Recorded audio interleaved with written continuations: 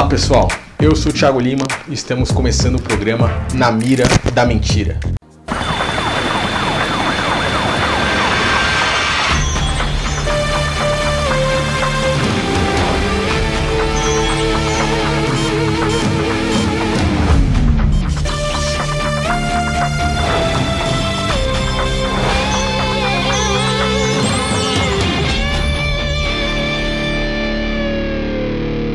Na Mira da Mentira hoje está o professor Leandro Quadros, que para quem não conhece é um pastor da Adventista do Sétimo Dia.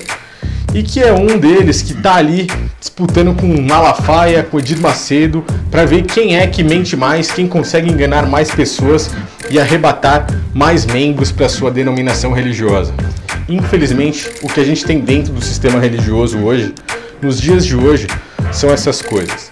Denominações religiosas, empresas religiosas disputando entre si quem é que arrebata mais pessoas para ver quem é que consegue lucrar mais, ficar com mais dinheiro, afastando definitivamente muitas pessoas das verdadeiras e puras palavras do nosso Messias, aquele que morreu no madeiro por todos nós. Infelizmente, o que eu tenho para dizer para você hoje é isso.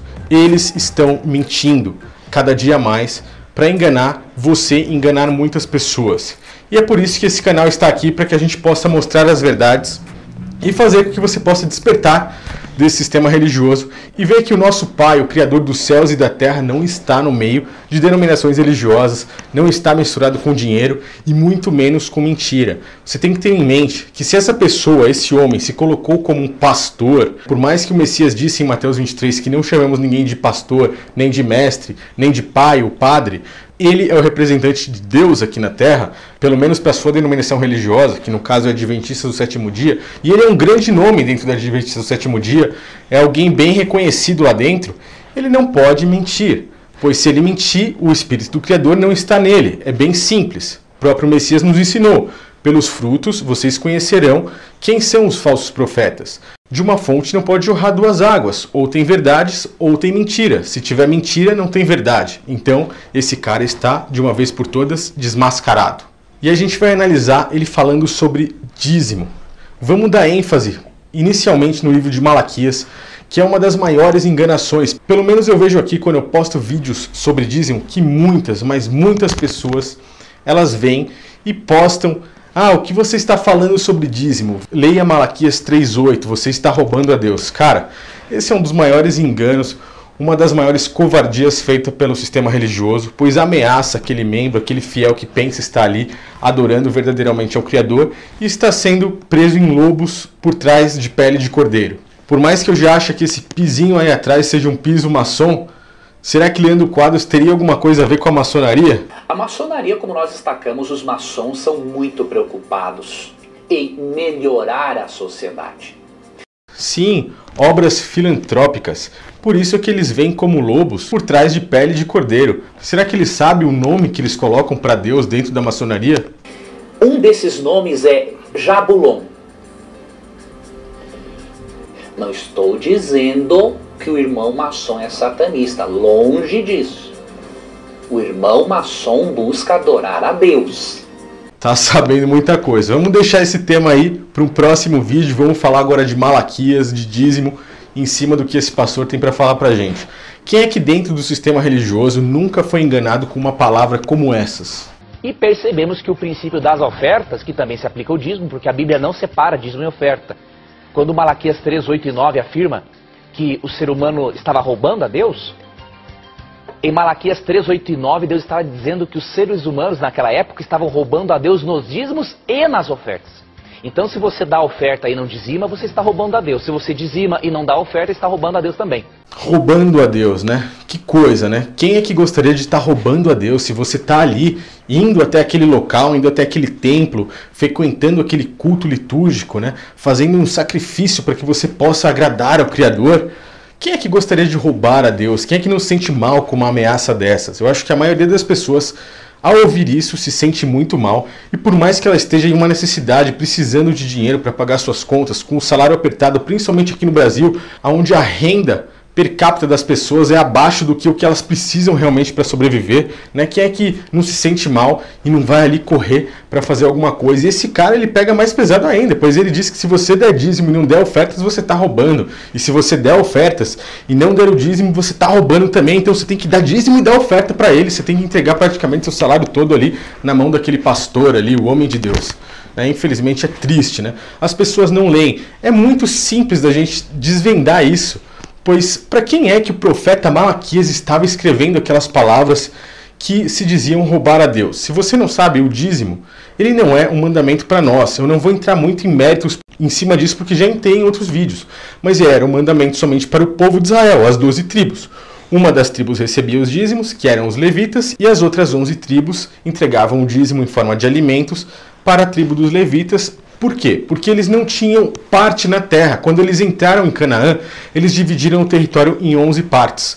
Uma tribo ficou sem terra para poder plantar e colher, eram os levitas. Então eles ficaram encarregados da manutenção de um tabernáculo, e as outras 11 tribos plantavam, colhiam e cada uma dava 10% a eles. Então eles teriam 110%. Sendo assim, eles teriam mais do que as outras 11 tribos.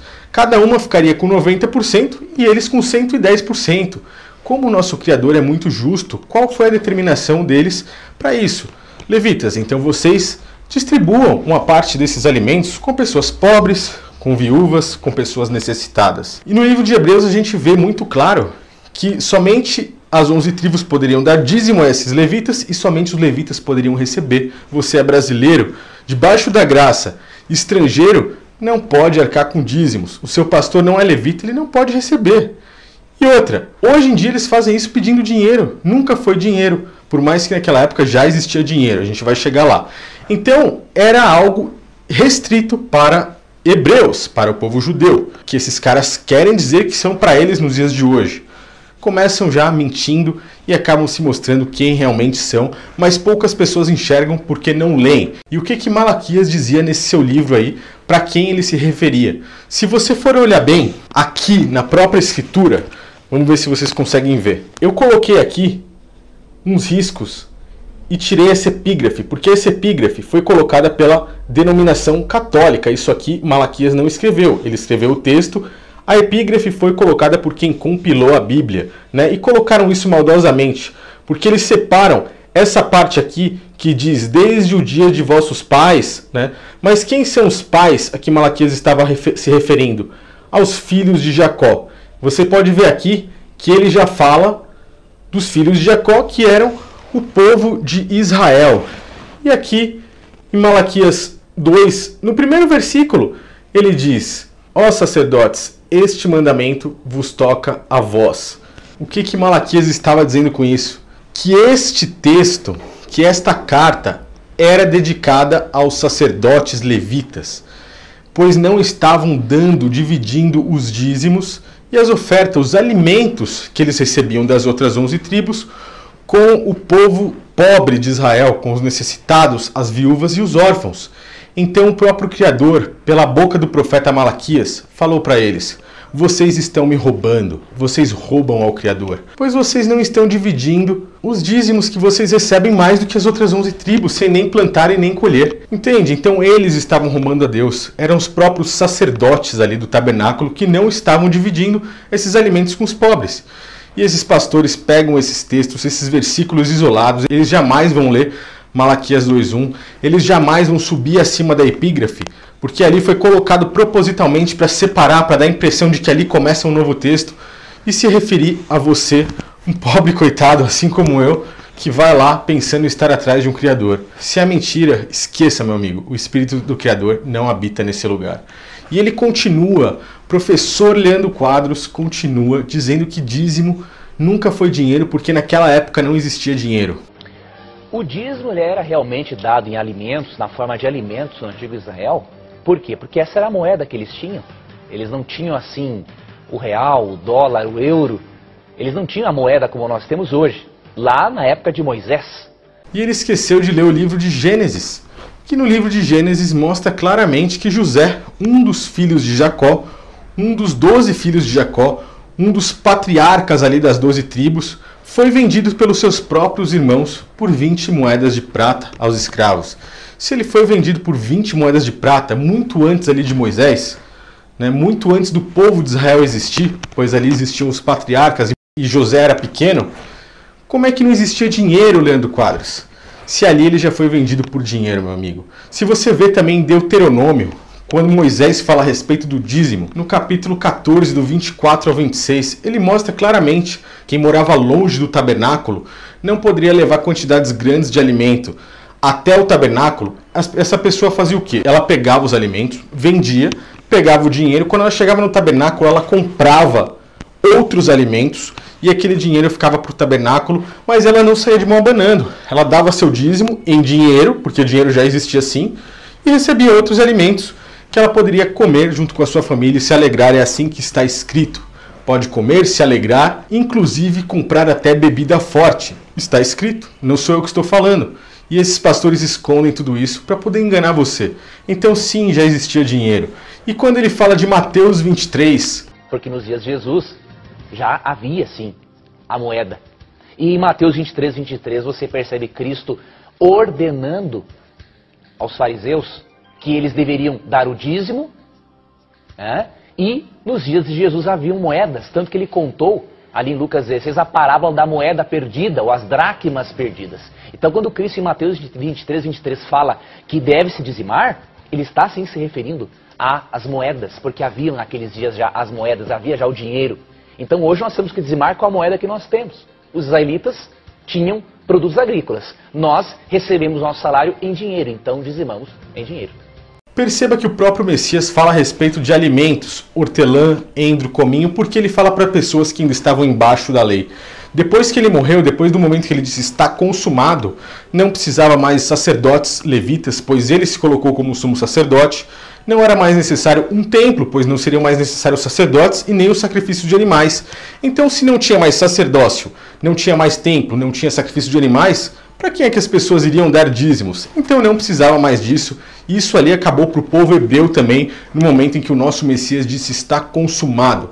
Tanto para hebreus quanto para gentios, a graça alcançou e abundou a todos. Portanto, vocês são livres, vocês não precisam seguir esses homens, não precisam de uma denominação religiosa para buscar o Criador.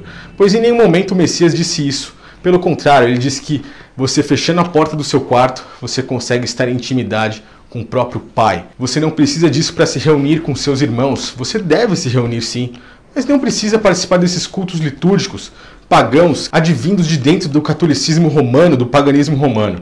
Você é livre para adorar o Criador com o seu próprio coração e o seu espírito. Não se deixe mais enganar. Eu peço que você compartilhe esse vídeo com o máximo de pessoas que puder, com o máximo de pessoas que você conheça, que estão presos dentro desse sistema religioso, pois elas merecem ouvir verdades. São irmãos assim como nós. Por mais que seja duro e difícil ouvir essas palavras no começo, todos merecem escutar. Não se preocupe, você não está roubando a Deus. E quando ele fala que iria abrir as janelas dos céus, era a bênção, era a própria chuva que iria regar as colheitas deles ali. Quando ele fala de um devorador, eram os gafanhotos que comiam as próprias plantações, pois eles plantavam e colhiam os alimentos que eram os dízimos. Então não se preocupe que não virá devorador nenhum na sua vida. Eles estão realmente mentindo e mentindo feio para você. Essa prática pertenceu ao catolicismo desde 500 e poucos anos após a morte do Messias no Concílio de Macon, onde eles começaram a inventar isso daí. E como o protestantismo saiu de dentro do catolicismo, eles puxaram essa prática para eles nos dias de hoje. Então, abra seus olhos, não se deixe mais enganar. Pelo Messias, você é livre.